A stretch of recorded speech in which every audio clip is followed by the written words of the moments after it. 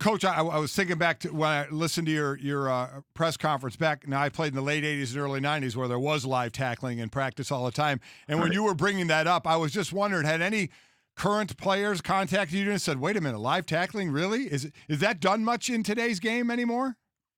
You know what? I don't know who all does it out of the other 31 teams where I've worked the last 8 years. We definitely practice that. We see the benefits of it, both in being effective and safer. And look, our player safety is the number one factor, and we got to make sure we do things correctly. By the way, Mike, I got a picture of you at Westchester when you're playing with the Eagles with me and my sister. So I was there to watch a lot of tackling drills with you.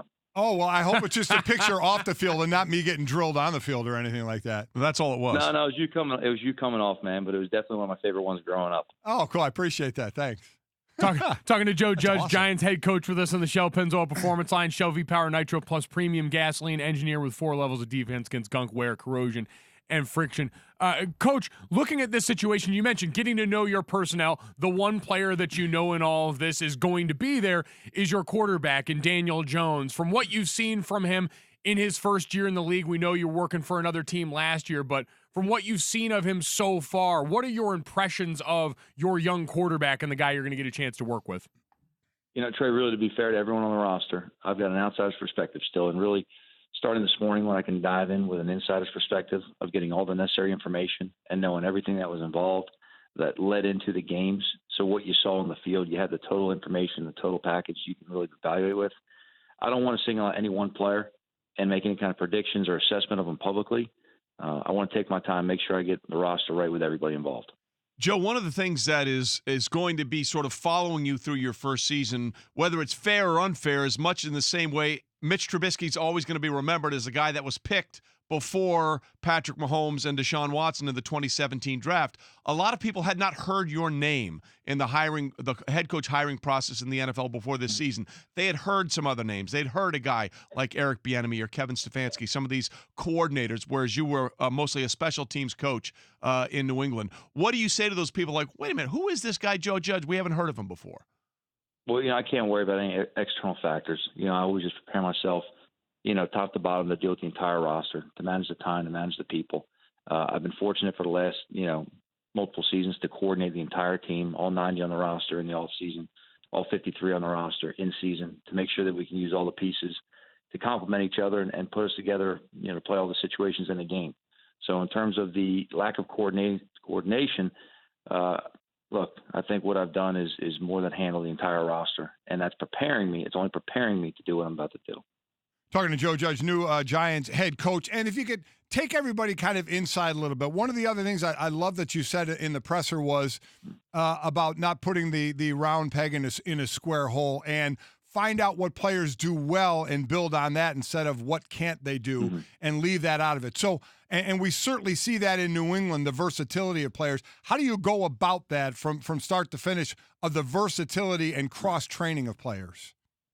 Well, the biggest thing is it starts with what I referenced earlier is I got to jump in there today to find out who our players are exactly and what they can do well. We don't want to make sure that we don't want to force someone to do something that they can't do. That doesn't make any sense. And I don't want to sit in a meeting and have someone tell me that, all right, this guy can't do this. We need to identify what they do well and then how we can use that by specific game plan, all right, to isolate someone else's weaknesses. Now, you get that done by putting them in a variety of positions and schemes throughout the offseason and training camp to really get a look at what they do. And as you narrow it down, you've got the complete picture of the player going into the season, and you know what you can rely on him for.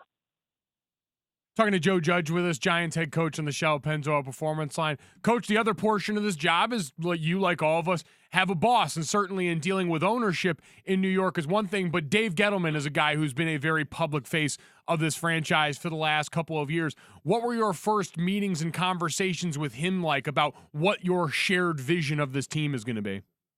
Very positive, very positive. A large portion of what I've done my entire career has been evaluating personnel. From the nature of working special teams, you have to know the complete player to know how to use them. And that's how he views players as well, both with specifically positionally, but also knowing the entire player. And our conversation has been very positive. I'm really looking forward to working with Dave and going, as fast as we can to get through this roster, as well as look externally and see who else can help us. Joe Judge with us this morning. And Joe, one of the things that people may not understand about the coaching life is it's very transient, and it's very for lack of a better term, incestuous. Everybody knows somebody from somewhere along the way, and some people may not know that you were a graduate assistant at Mississippi State. At the same time, former Browns head coach Freddie Kitchens was there, and I saw you tell a great story about something you had to do as a GA for Freddie. For those that haven't heard that story, tell that story because it was hilarious. Well, I'll tell you first, we had a fantastic staff in Mississippi State. Spencer Krum was the head coach. He put together a great group of guys. But when you're a GA, you're the grunt. You do whatever you're asked to do.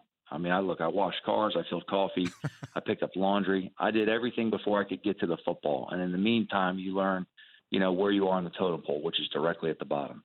So it was our bye week of my first year GA, and it was me and another guy named Jody Wright, and we were GAing together, which, again, we're dead broke. So when you're making less than $700 a month, when someone offers you a couple $100 to come put together a swing set, and that's a pretty significant pay raise.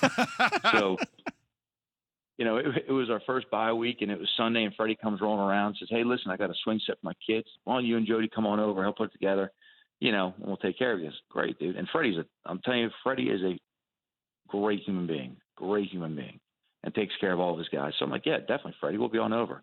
I'm thinking, how hard could this be? We'll knock this thing out in 2 hours, get a few dollars. We'll be home in time for dinner time anyway. Well, we ended up getting out of, work later than I thought we would anyway because I was naive. And ended up spending every night of that bye week till about 11:30 midnight at his house putting together this swing set just so he could take a job with the Cowboys and me and Jody could pick that same swing set up in one piece and carry it across the neighborhood to another coach's house who wanted it for his kids. Oh, no. That's the beauty. You know where you are when that happens. Did he take care of you, though, for putting it together? What's that now? Did he take care of you, though, for putting it together okay? Oh, yeah. I mean, he gave us $250 a piece, which I'm telling you now, at the time I was in high cotton. I was rich. Thank you for watching ESPN on YouTube. For more sports and analysis, download the ESPN app, and for live streaming sports and premium content, subscribe to ESPN Plus.